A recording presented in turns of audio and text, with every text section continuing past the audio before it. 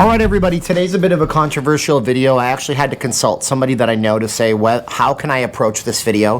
He said, put a disclaimer up. The video is going to be about whether or not Caesars was responsible and why did they stay open as long as they possibly did when everything else was closing around them. MGM was closed, Wynn was closed. There was all these people in the community, in the medical community, saying stay away, stay away, and Caesars Entertainment was like, no man, we're good, we're open for business. Why'd they do that? It's controversial video time, and you can tell me if I'm right or wrong in the comments below. Before we start, my name is Steven. I'm not leaving Las Vegas. I'm a Vegas vlogger.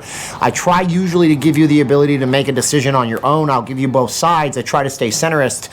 Sometimes I do have to interject my opinion. This is my opinion speaking in a lot of ways, but you can tell me your opinion too in the comments below. Like, share, subscribe, hit the bell for notifications, and if you guys want to participate in the video's credits, just check the descriptions below to see how you can do that. And if you guys want to email me or you want to join us on Facebook, you can see how to do that in the comments of this video or the description of this video. All right, so disclaimer time. Friend of mine that knows things and he knows stuff. He's like, yeah, I know things. I know stuff.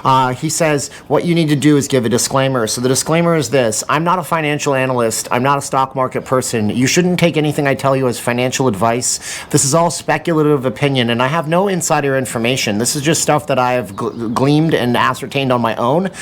So you can take it as you may, and you can tell me I'm a complete fool in the comments below, or you can tell me that I'm on the ball, or you can tell me whatever. Caesars stayed open. Here's why, I think. Money. I know you're going to laugh and say, well, we all knew it was money, dummy. Yeah, I know. Trust me, I know. We all know it's money. But it's because of this reason on money. If you don't know this, now you know. If you don't know, now you know. Right? Yeah. So back last fall, Eldorado Resorts agreed to buy Caesars Entertainment, and they were a $17 billion deal was going to take place. It was actually going to make the biggest gaming company anywhere. It got so far in the deal that it actually got approval, and then Caesars started selling properties. They sold the Rio to a New York investment company who had plans to, you know, fix up the property and keep it. I think they were looking to flip it to possibly build a baseball stadium, but that's another video for another day, and another reason you might want to subscribe to the channel, because we're going to talk about that coming up here in the future too. And so it got so far, and the way they buy companies is like this, and if you don't know this, now you're going to know this. They look at how much the stock is worth when they're going to buy, and they speculate that if everything went according to plan, the stock would stay relatively the same, barring any major things that they can't really put their finger on. And so if they stayed it relatively the same, then it should be that they can buy the company at that price, improve the company, and make money on their investment. Think about it this way. If I tell you, I'm going to sell you 10 things, 10 widgets. What's a widget? It's a fictional thing. It doesn't matter. I'm going to sell you 10 widgets for $10, but you're not going to get those widgets until next year. And so you sign an agreement for 10 widgets for $10. And then something happens to the worldwide supply of widgets, or something happens and they're worthless. Now the widget's worth 1 penny. So your 10 widgets for $10 are actually now only worth 10 cents. So you sign the deal. The ink is dry. You're just waiting for federal regulations to come in or for the money to come through. And in the meantime, widgets are worth a penny a piece. And you come back to me and you say, I don't think that's a very good deal anymore. I don't want your widgets for $10. That's ridiculous. I would be buying them and losing a lot of money. That's exactly what happened to the deal with Caesars Entertainment. Now, at this point, the stock, last time I checked for Caesars, was $3 a share. If there's any time that a person should buy things, it's when they're low. You buy low, you sell high. So if they agreed to buy stock at, I can't remember the number exactly, I'm sorry, $14 or $17 a share, now it's worth $3. That means that their $17 billion that they were going to spend is way overvalued, ridiculously not worth it anymore, and they're trying to get out of that deal. They're pulling, they're reaching, they're really trying to get out of the deal. They're saying, this is a bad deal for us. We don't want to do this deal anymore.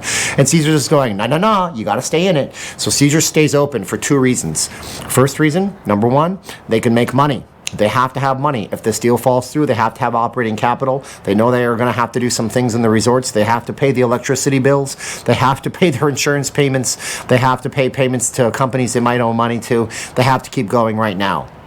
Second reason is, if they can stay open and if they can boost their stock up in any which way or form, they're going to try to do that. Possibly being the only casino operator running in all of Las Vegas makes their stock more worthwhile than other stocks.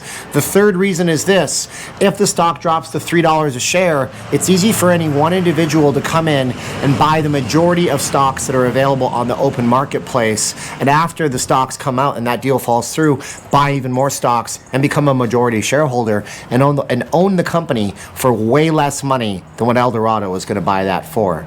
You think about that for a minute. Let that go around in your head. And think about Caesars keeping their doors open and telling people, it's okay, we're open for you in business in Las Vegas. Meanwhile, the MGM is closed and the Wynn is closed. Now, I did reach out to Caesars and I called the company, and the phone lines are just closed.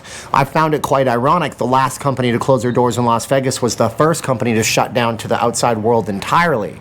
As we noted in a video yesterday, Caesars is open in terms of the staff is inside. They're cleaning rooms, they're fixing things, they're trying to make the properties up to standard for when they do possibly open in the future.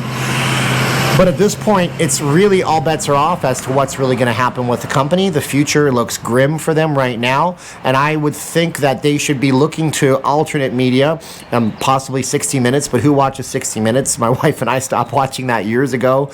Maybe they need to do a Netflix special. Maybe that would get them some exposure. They don't want to talk to a channel my size, obviously. I've emailed people. I've tried to get through to all channels. I reached out to the MGM. Maybe somebody will get back to me, or maybe they're looking for like a Joe Rogan type to tell their story to. But if these casinos were smart right now, they'd be reaching out. They'd be making outreach to talk to you watching this video right now. And just that gesture might mean that you might actually listen to them. Does anybody remember back in the day when big faceless companies were not big faceless companies? Japan remembers, because their CEOs go down to their store, the actual construction lines, and work with the employees. And that's why they have such good corporate culture. These casino companies, not such a great corporate culture. So it seems to me like they have some fixing to do. Looks like they're fixing the insides, but have they the ability to fix the community, the damage they might have caused by staying open, the damage they might have caused? Is the deal with Eldorado going to go through? That's a big question. That makes a big, huge unknown. This means that they might switch to the same profit model that they did with Blackstone and MGM, where they're selling the buildings to try to get massive amounts of equity to keep their company afloat. Maybe they don't sell out. Maybe they break the company up. Maybe the casinos look for a bailout. That's another video we're going to have to do here on the channel, because guess what? The casinos are looking for bailouts. The most hilarious thing I've ever heard of in the world is when a casino company takes advantage of the regular people coming through the doors, charging them resort fees, drink fees, parking fees, everything fees, and then asks the government for a handout. It's like, where was the money you had? What are you going to do about that? What about the hundreds of millions, if not billions of dollars you made off the backs of the folks? Where did that all go to? Well, it's like Jimmy Stewart said, well, our money's not here, that's in Billy's house, and our money's over there in Jim's house. They don't have any money. They don't know what to do. They stayed open for a really long time so they could figure out what they could do, hopefully make their stock deal go through. That's my opinion. You tell me if I'm right or I'm wrong. The credit's going to roll in a few seconds. If you want to be with the credits, you'll hit the links in the first comment of this video. That's my sticky comment. And I appreciate you guys watching, liking, and sharing. Share this video around. We're talking about corporations and how they can act stupid sometimes and how they might put us in harm's way. Or I'm completely wrong, and you comment below. Another video coming up a little bit later today when I figure out what the topic will be. Suggest a topic in the comments, or go to Facebook and suggest the comments, or hit me on Patreon and suggest a topic. I will hear you out. Thanks, guys. Like, share, subscribe, and here's the credits in 3, 2, 1, and click.